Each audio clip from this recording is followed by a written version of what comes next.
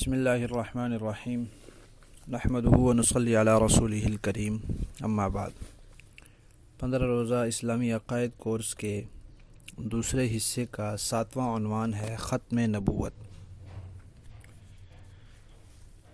حضور نبی کریم صلی اللہ تعالی علیہ وسلم اللہ تعالیٰ کے آخری نبی ہیں۔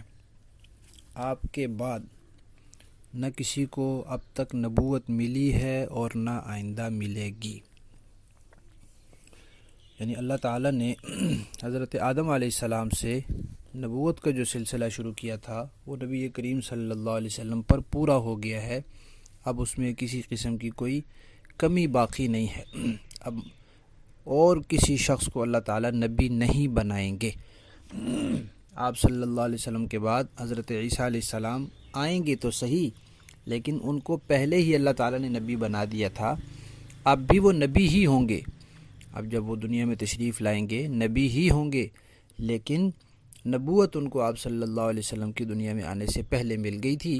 جب نبی کریم صلی اللہ علیہ وسلم دنیا میں تشریف لے آئے تو اب اس کے بعد اللہ تعالیٰ کسی کو اور کو نبی نہیں بنائیں گے۔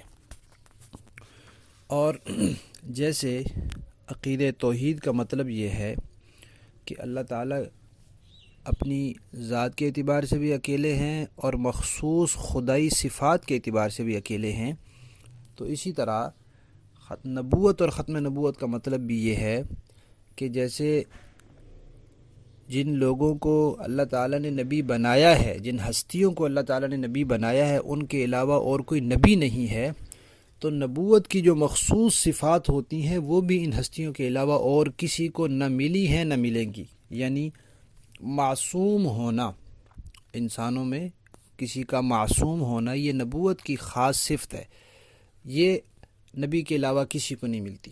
اور اگر کوئی دعویٰ کرے کہ فلاں امام کو یا فلاں کو اللہ تعالیٰ نے معصوم بنایا ہے، تو گویا کہ وہ اس کو یہ کہنا چاہ رہا ہے کہ یہ بھی نبی ہے۔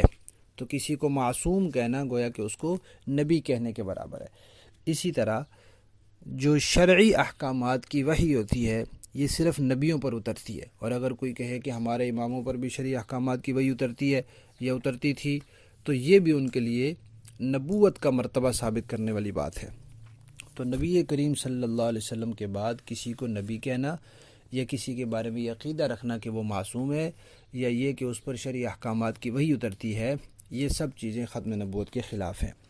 اور آپ صلی اللہ علیہ وسلم کے بعد جو نبوت کا دعویٰ کرے وہ بھی کافر ہے، اور جو دعویٰ کرنے والے کو مسلمان سمجھے وہ بھی کافر ہے، اور جو شخص ان دونوں کے کفر میں شک کرے وہ بھی کافر ہے۔ جیسے مرزا غلام احمد قادیانی کافر اور مرتد ہے، اور اس کو مسلمان سمجھنے والے بھی کافر اور مرتد ہیں، نبی تو بڑی دور کی بات ہے، اور مرزا غلام احمد قادیانی اور قادیانیوں کے کفر میں شک کرنے والے بھی کافر ہیں۔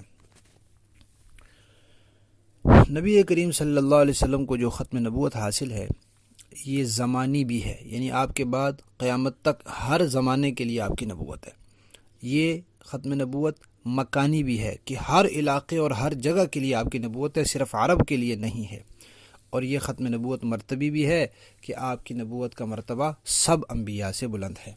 قرآن پاک کی سورہ احزاب کی آیت نمبر 40 میں اللہ تعالیٰ فرماتے ہیں ما کان محمد ابا احد من رجالکم ولکن رسول اللہ وخاتم النبیین کہ اللہ تعالیٰ نے نبی کریم صلی اللہ علیہ وسلم کے بارے میں فرمایا کہ وہ مردوں میں سے کسی کے والد تو نہیں ہیں، لیکن اللہ کے رسول ہیں اور خاتم النبیین ہیں۔ اور ترمذی شریف میں نبی کریم صلی اللہ علیہ وسلم کا ارشاد ہے، آپ نے فرمایا انا خاتم النبیین لا نبی بعدی، کہ میں آخری نبی ہوں اور میرے بعد کوئی نبی نہیں ہے۔